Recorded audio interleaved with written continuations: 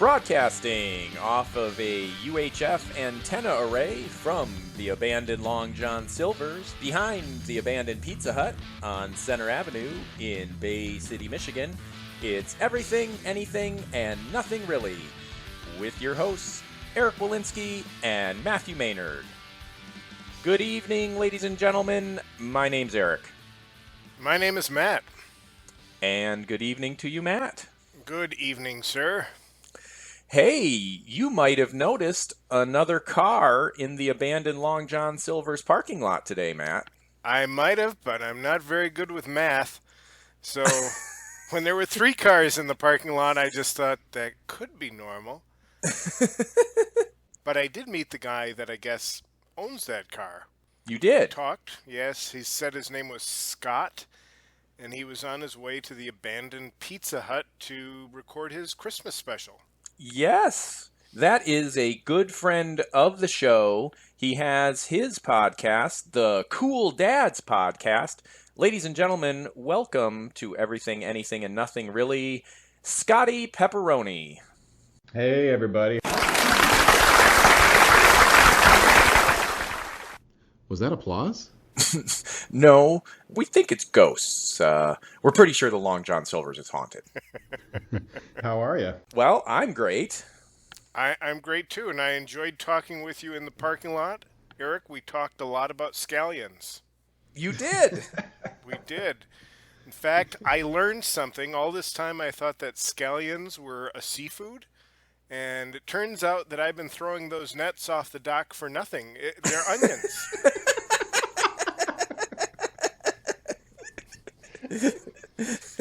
Boy, do I feel silly. That is correct. They are onions.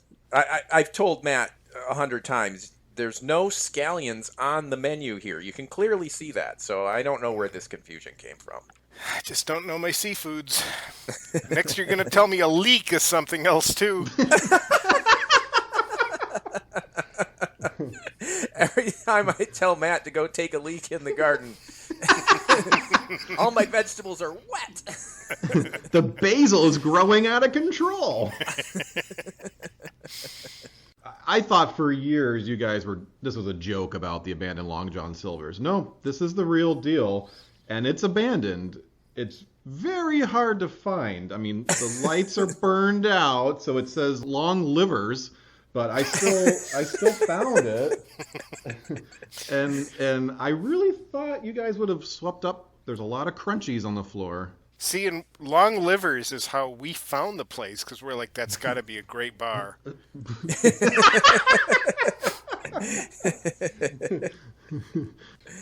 But yes, Scott, you have the Cool Dads Podcast. So I have to correct you. It's the Cool Dads Podcast was already taken by somebody else. So we are the Cool Dads Club Podcast. So if you search for Cool Dads Club, you'll find us. And see, that's why an abandoned Pizza Hut is a great clubhouse for cool dads. Now, Matt and I don't have any kids. Is it okay for you to be seen with us? As long as the guild doesn't find out. The Cool Dads Club Podcast rolls off the tongue. That's the best thing about it.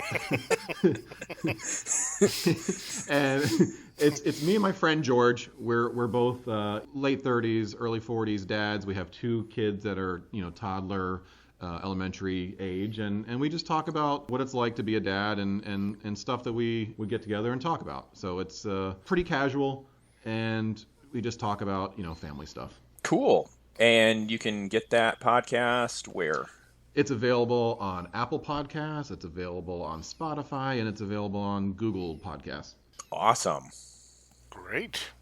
Well, it's great having you on the show, Scott, and hopefully you can add a little flavor to our podcast today. Oh, hey, before I forget, a little later in the episode, we're going to hear a song by our friend Ray Torres of Ray Torres Music, raytorresmusic.com. It's a song called So Simple, and so be sure and listen to that later on. Sounds good. I love the guitar work on this track, and I'm real excited to be playing this later.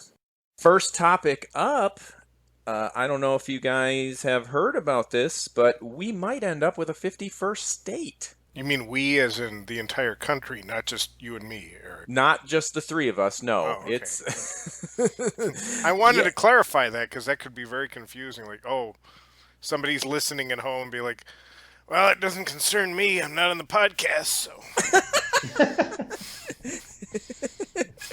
I'm not a cool dad, so I don't get another state. No, they're considering turning Washington, D.C. into the 51st state.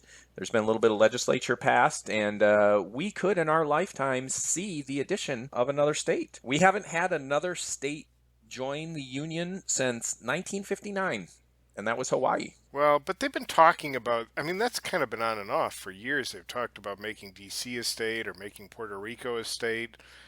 I don't know. They're always talking about it. They never do it. Yeah, but I think the new thing now is that there is something that was actually passed, because there was an article. It starts off kind of funny. It's one of the first things you learn in school, that the United States has 50 states. I don't remember that being one of the first things I learned. The first thing I learned was, where's the bathroom? Right after counting the alphabet and colors, there's 50 states. What's a state? Is it in the bathroom? The article says, since it has such a nice ring to it now, it can be easy to forget that it was not always this way. Right. So if we're at 51 states, is that just telling the world we're not 52? We're not playing with a full deck. We're one short of 52. If we had one more state, we could play poker.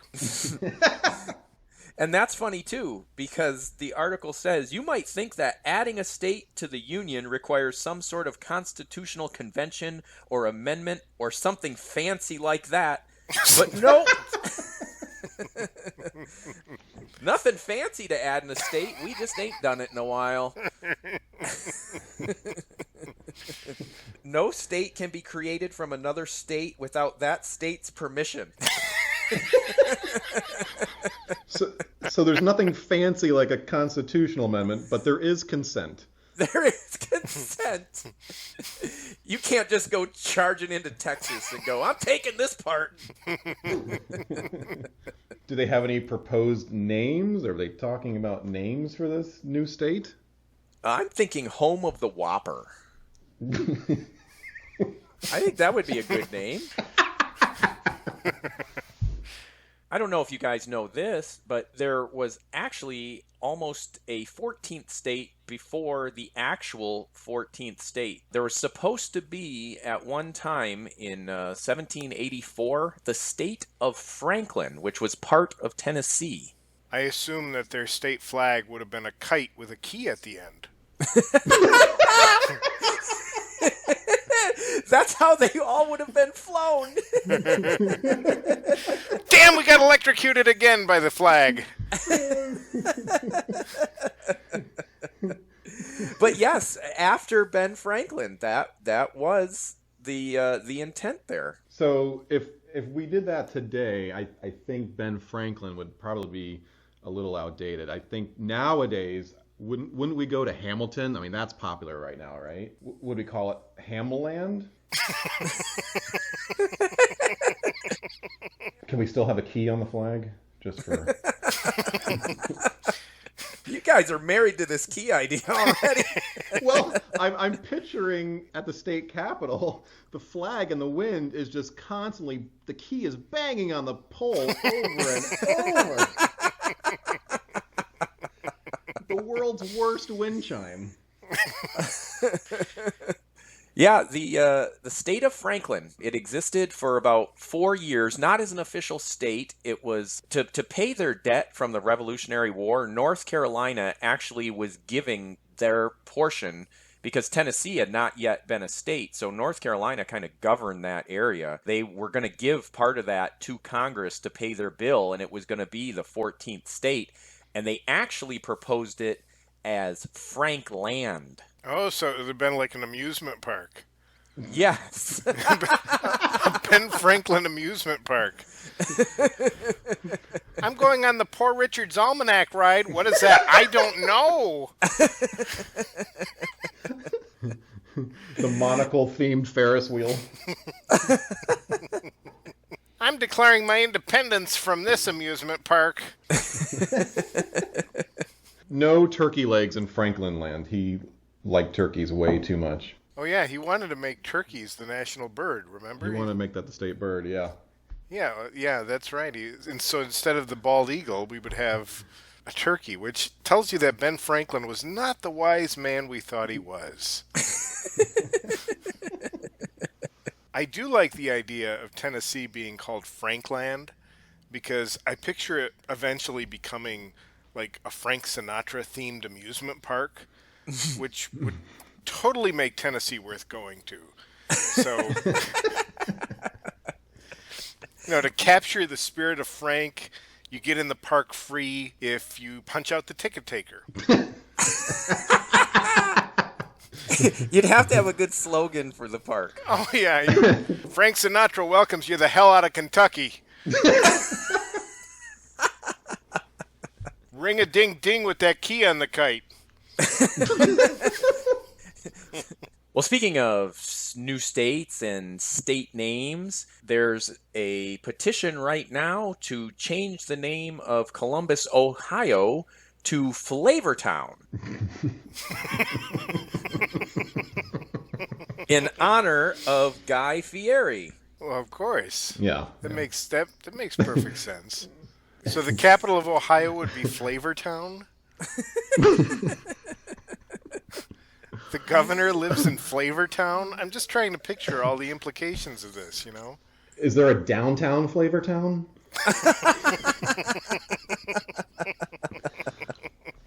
And it's delicious. I mean, that does take the pressure off. I mean, the first thing when you rename a city is, what is our city's national sauce? But yeah, there's an article. An Ohio man hopes an online petition that is quickly gaining signatures can get the city of Columbus renamed to Flavortown. Well, do you have to be a resident to sign this? Because I want to sign this. This has to happen. It doesn't say, and I tell you what, the last time I looked at change.org, where you can find this petition, 123,891 signatures of the requested 150,000 signatures have already been gained. Wow. So, I don't know if it takes something fancy like a constitutional convention or an amendment or a roll of the dice or paper, rock, scissors or just getting a bunch of t-shirts that say Flavortown. I don't know. I feel like we're really close. Guy Fieri should reach out to his fellow cooking friends and get some support on this. Like, can't Emerald kick it up a notch?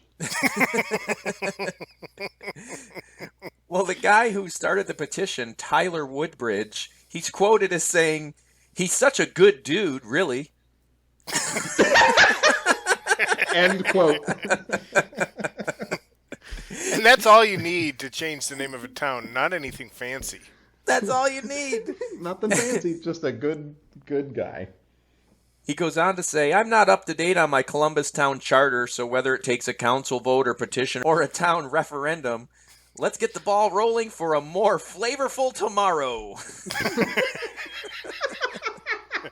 Wasn't that the first motto of Epcot? A more flavorful tomorrow. I think that was in the Carousel of Progress, right? There's a great big flavorful tomorrow. Waiting around the corner of every bend. A guy commented on the change.org page, apparently after signing the petition.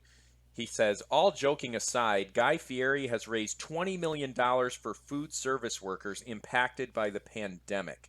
This act alone makes him so worthy of a town named in his honor than Christopher Columbus, whose contributions to history were at best opportunistic capitalizations on a misunderstanding of the shape of the earth." Well, that's kind of my entire school career, so. So basically, he's like, look, Guy Fieri raised $20 million, guys. What'd Columbus do? All he did was take a gamble that the world was round.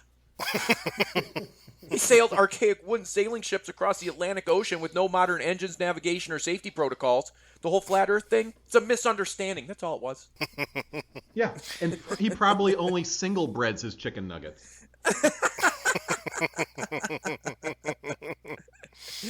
He ends it by saying, his comment, I recognize that Flavortown is an absurdist argument for a new name change, but if I were to choose between Flavortown and Columbus, I know where I stand.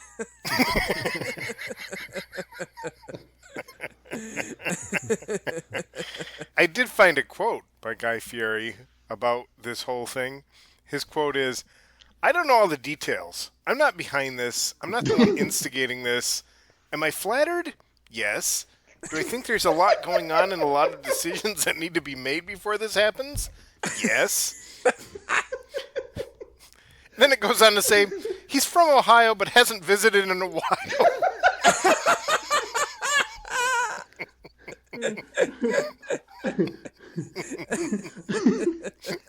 So is this just a ploy to get him to visit his mom or something?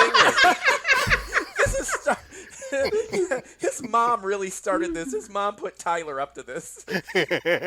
Guy never calls. He never writes. He doesn't come by at Christmas. What if I named the town Flavortown? Is that what it's got to take for you to come see your mother?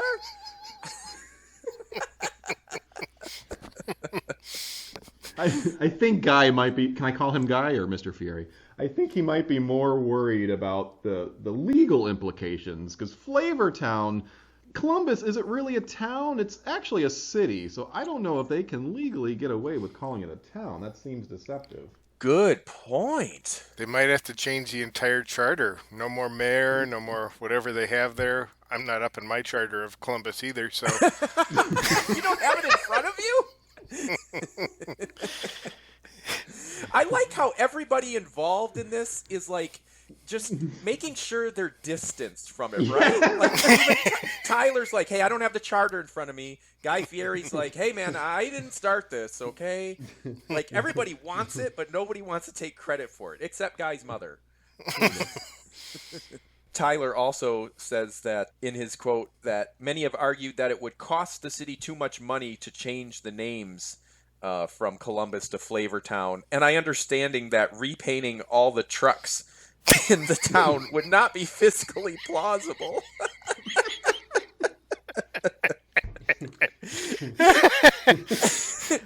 People are like, this is insane, Tyler, and I know, who's going to repaint all the trucks? Look, I get it. This is absurd. It's absolutely absurd. I'm still for it, but I don't know how we're going to do it. I'm not in charge of street signs. I will only handle trucks.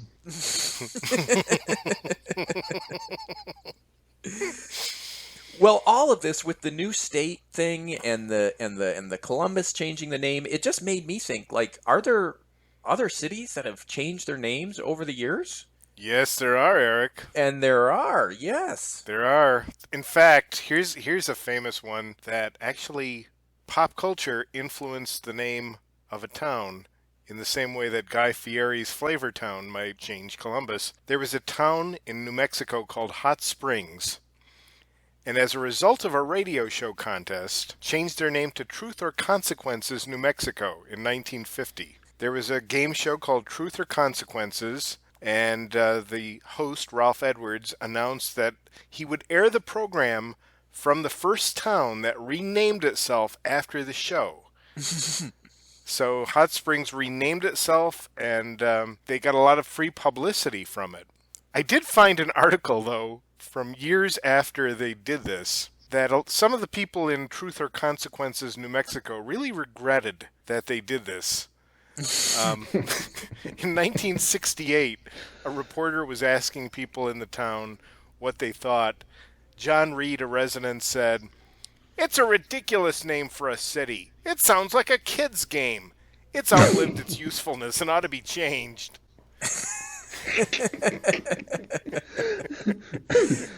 What do you want to change it to? Price is Right, New Mexico. And actually, Bob Barker was the host of Truth or Consequences for about 20 years on TV. Oh, no kidding. Yes. And it's interesting that Bob Barker's hometown of Darrington, Washington, is now going to change their town's name to Spay or Neuter Your Pets, Washington. I want to go to Supermarket Sweep, Illinois. Or Press Your Luck, Kentucky. I'd go to the Card Sharks, Florida, because the sharks there are not really dangerous. I mean, Truth or Consequences, I understand their point. That's kind of dated, right? I mean, they could update it. They could change it to the Newlywed Game, New Mexico. Oh, I like that. That would be a great place for people to honeymoon. In fact, one person who was interviewed years later commented that it's been good to call it Truth or Consequences because his quote was, "Why, in 1 year, 19 couples came here just to honeymoon in a place called Truth or Consequences. It amused them, but it brought trade to the town." It amused them? I'm picturing them walking through the town like medieval kings. This amuses me. Did 19 couples really even cause a blip in their economy? You know it's a small town when their trade skyrockets because of 19 couples. That's 38 new people in a year. We're starting to get dollar bills with newer serial numbers. Build a hotel and a casino. Only need 2 rooms, though. Let's not spread ourselves too thin. I just like the idea that people that just got married want to go to a town with the name Consequences in it. Right. Because, I don't know, that just doesn't sound like the most romantic, hopeful thing to contemplate on your honeymoon, you know? Like, They offer excursions to divorce court just outside of town.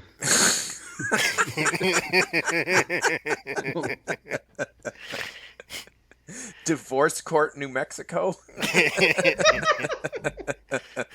took me a minute to think of it. That was a TV show too. I just, for a second, I'm like, yeah, but oh yeah, that's a show.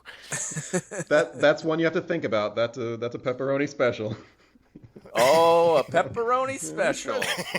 That's for you, Eric. Well, maybe if couples didn't want to honeymoon in Truth or Consequences, New Mexico, perhaps they could have honeymooned in Blandford, Massachusetts. It was originally supposed to be called Glasgow, Massachusetts, but they went with Blandford. They tried Exciting Ford, Exceptional Ford, and they were like, nah, this place is just kind of bland. Blandford. Mediocre Ford was already taken and too hard to spell. But when you Google Blandford, Massachusetts, and it gives you the background on this, it was supposed to be called Glasgow, Massachusetts, because or New Glasgow after Glasgow, Scotland, but it became named Blandford at the time of incorporation. They were supposed to name it New Glasgow, but the newly appointed governor of the province of Massachusetts ignored the request and just went with Blandford. That name change, though, came at a cost to the townspeople. The people of Glasgow, Scotland had promised the settlers a gift of a church bell if they named the town after their city, but with the town named Blandford, the bell was never sent. Today, I love this next part, though. Today, Glasgow Road near the center of Blandford is a silent reminder of these events. It's silent because there's no bell to ring. There's no bell! I can imagine people in Scotland, they had that bell all packaged up, all ready to go. They're like, they named it what now? Leave it here. Fine, we'll save this bell and give it to Guy Fieri. And then Ralph Edwards is like, anybody names their town Glasgow, you can go!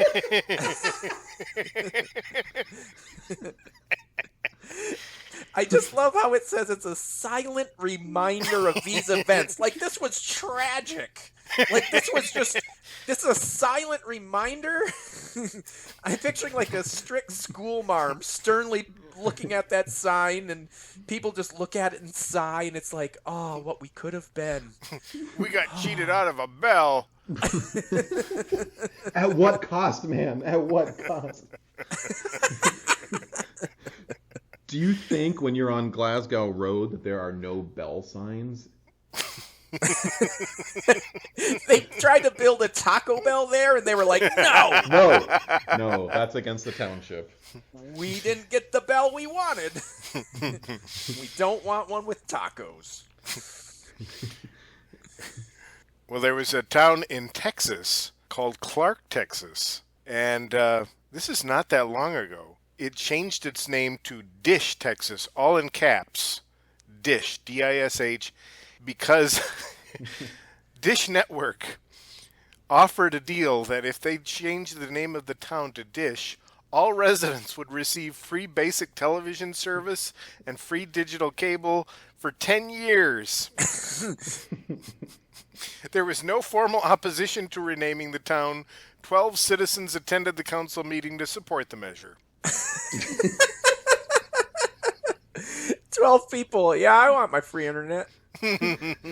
Yeah, to sweeten the deal, they threw in the offer of a free DVR. Do you think that saying for 10 years was, a really forward-thinking offer? Did they think that would last that long?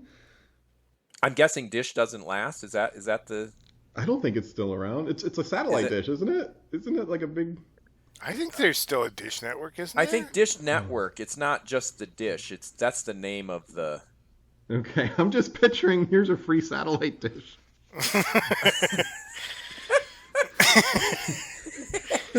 They're all coming from Scotland.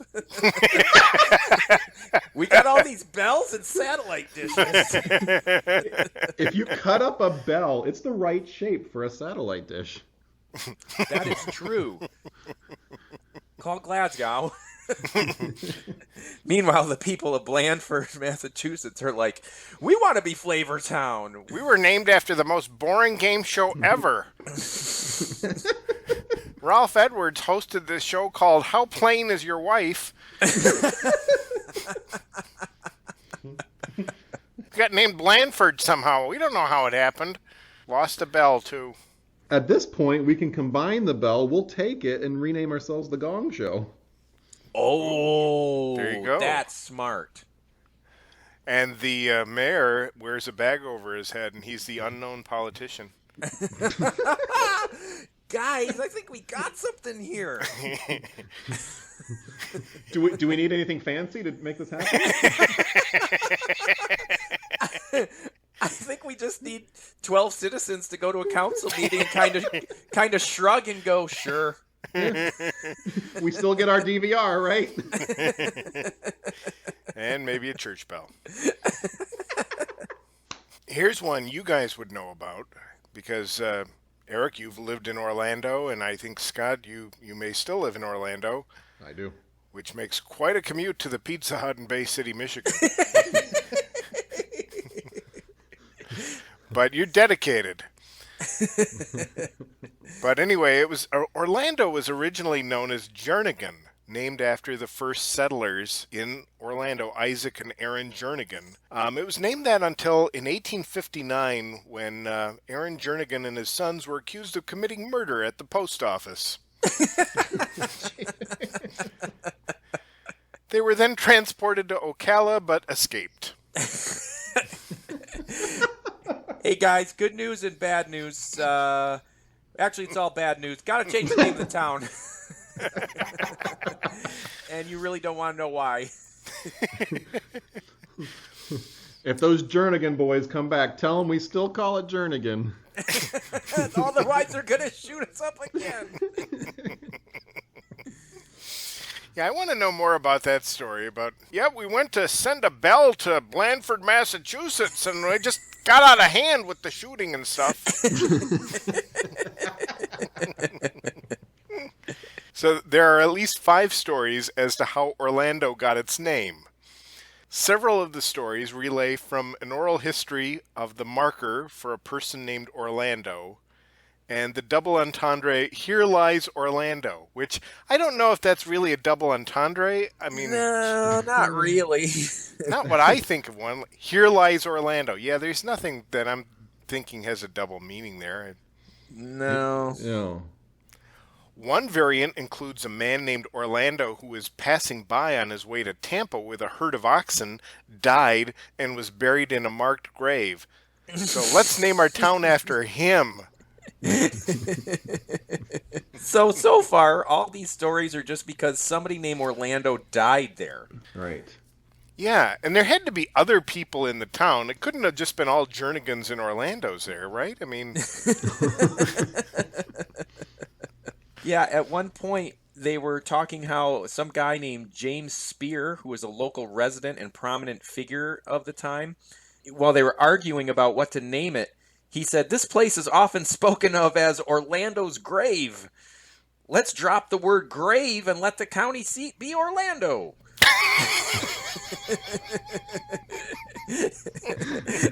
I'm also picturing it like, there's so many dead guys named Orlando here. They're calling this Orlando's grave. And I like it. I really like it, but let's take the grave part out. Are you guys good with that? No, we like it the way it is. This is good. Orlando's grave. Who do you think you are, Ralph Edwards, with all this renaming and everything? I promise you, if you drop the grave, you will encourage many more theme parks to be built there. And at least 19 married couples in a year. So another telling of it is that James Spear guy, who was dead set on naming it Orlando, he basically kept using the legends of the people named Orlando who were buried there to help push his plan for naming it that after the Shakespearean character. So basically, I think this is the first case of a pop culture nerd wanting to name it. I love Shakespeare, man. Name it Orlando. I think the Orlando's grave legend still continues on to this day. Orlando Bloom refuses to visit because he does not want to be added to the grave. Oh, I didn't know that. What about Orlando Jones? Orlando Jones doesn't believe it.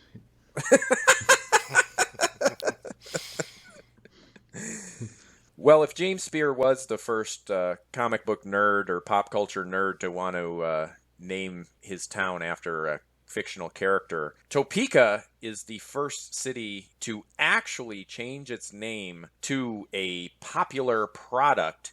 And in 2010, Topeka renamed itself Google, Kansas. And I've Googled Kansas, and you don't like what comes up. Seriously, though, I did Google the city of Detroit to see if that ever renamed itself. And what came up was, did you mean, why is Detroit so bad? People also ask, is Detroit worse than Chicago? What if you're looking for restaurant recommendations? How do you Google? It's a tricky proposition. And even the mayor at the time didn't exactly get it. The article says, at 79, Bill Bunton doesn't exactly understand the internet boom. The Topeka, Kansas mayor has an email account, he said, but his assistants take care of most of his online communications and tend to search the web for him. The mayor of Topeka has a staff that just sit there and Google things for him. He has one guy that he can enlist to look up if Detroit is worse than Chicago. Luckily, all my staff are my grandkids. Yes. So Topeka it's back to Topeka, right? This didn't last. Oh, yeah. They just did it for a month. Oh. Yeah, Bunton goes on to say he believes so firmly that younger residents of Kansas's capital city will benefit from faster internet connections that he wants Topeka, which he describes as a place of many lakes and the site of a burgeoning market for animal food research.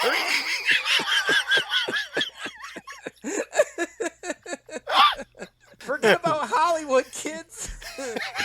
We're going to Topeka. It's the burgeoning market for animal food research.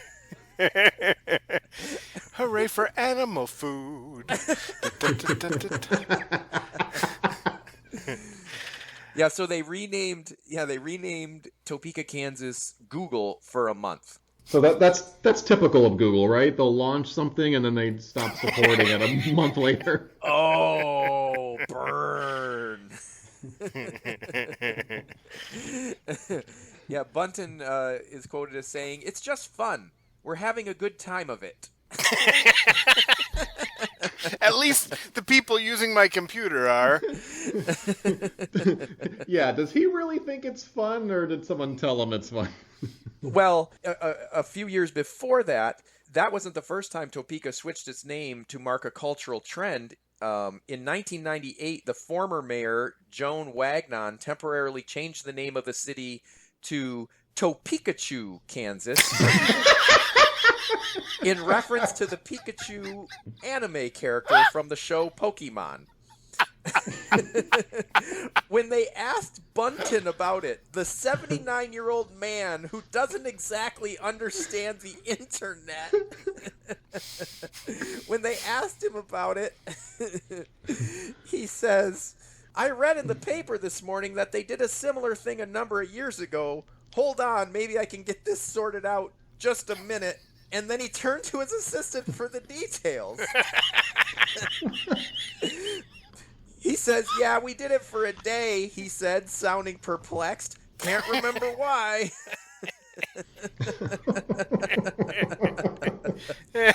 I love how he says, "It's just a fun thing we do. We changed the city name for a minute. We do it to raise funds for local charities. Like for $50, you can rename Topeka for a day. No swears, no genitalia."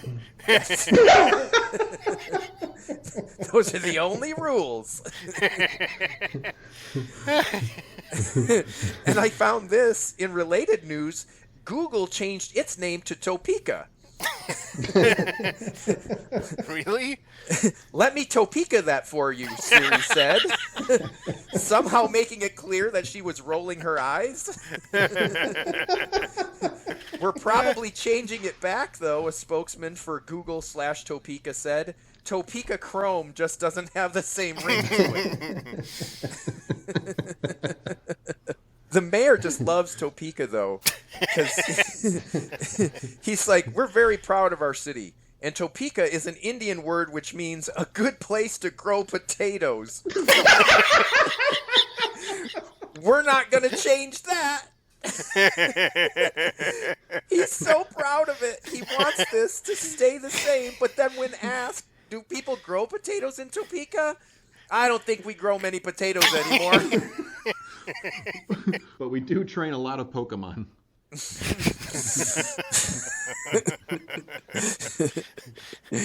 And then he turned to his staff and said, "Did I say that right? I mean, not Pokemon, potatoes. Is that right?" He's quoted, "The crops we have out here are wheat and corn and soybeans and alfalfa. And did I say soybeans?" That's literally the quote. That's the quote. He had to turn to his assistant. "Did I say soybeans? Did I?" "Yes, Grandpa, you said soybeans." When do I get back to the office and look at the pictures of the hot babes?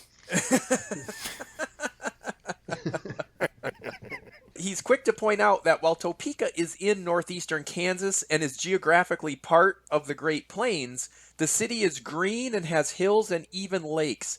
It's not flat like the Kansas stereotype, he said. We are not stereotypical Kansas, man. We used to have potatoes here. Don't confuse us with Blandford. Did I mention the soybeans?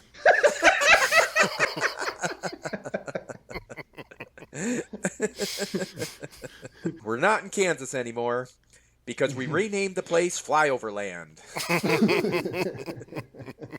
That's a stereotype! I can just imagine him in the opening scenes of The Wizard of Oz just standing up in anger like, this is wrong. That's not the Kansas I know. Not one soybean.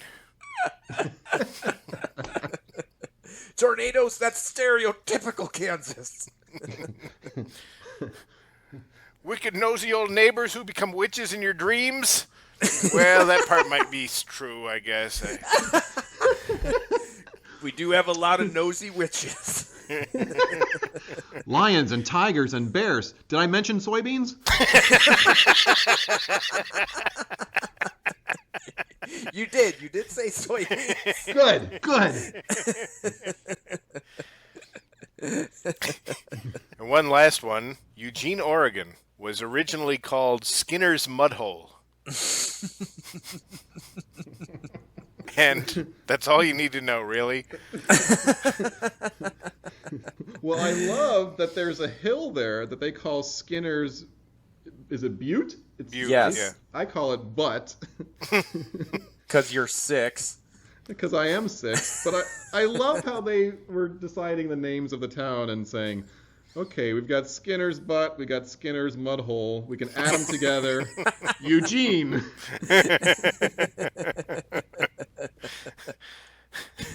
Well, the town, Eugene, it's after Eugene Franklin Skinner. So he started with Skinner's Mudhole, and then they're like, you know what, Eugene, we kind of like your first name.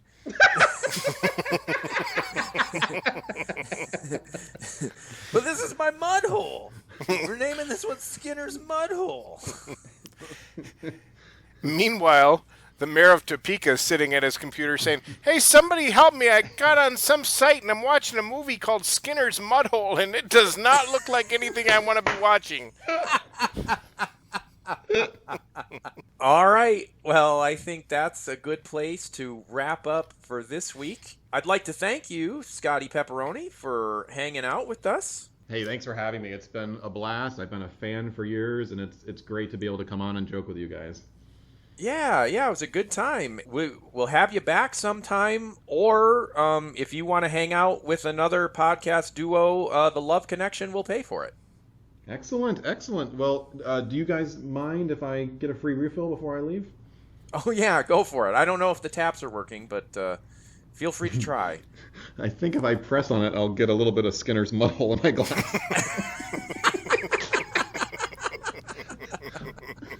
And don't forget to check Scott out on the Cool Dads Club podcast, broadcasting out of an abandoned Pizza Hut. You nailed it. Thank you so much. Well, remember, we are on Facebook. We're on Podbean, iTunes, YouTube. Tell your friends about us. Tell your friends about everything, anything, and nothing really. Tell your enemies. But don't tell our enemies. No, especially the mayor of Topeka this week. And now, as a special treat, we're going to end the program with a song by a friend of ours, Ray Torres. You can find his music on his website at Ray Torres Music, RayTorres music.com. And here's a song of his called So Simple. He wrote it. This was recorded with Andy Reid on bass, Steve Nyquist on drums, and Ray Torres playing the guitar. And so, for everything, anything, and nothing really, this is Matt. And this is Eric. We'll see you next week. Here's Ray Torres, So Simple.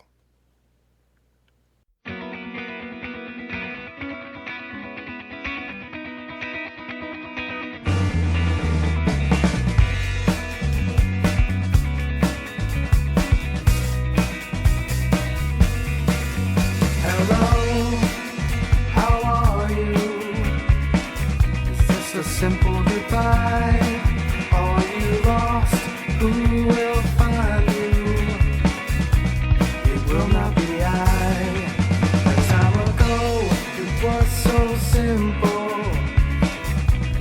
another affair.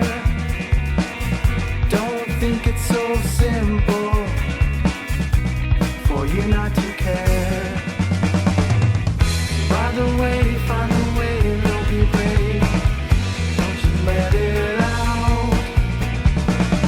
Find a way, it'll be brave. Let's scream and shout. Hello, how are you? Is this a simple goodbye? Are you lost? Who will find you? It will not be I. A time ago, it was so simple. Just another affair.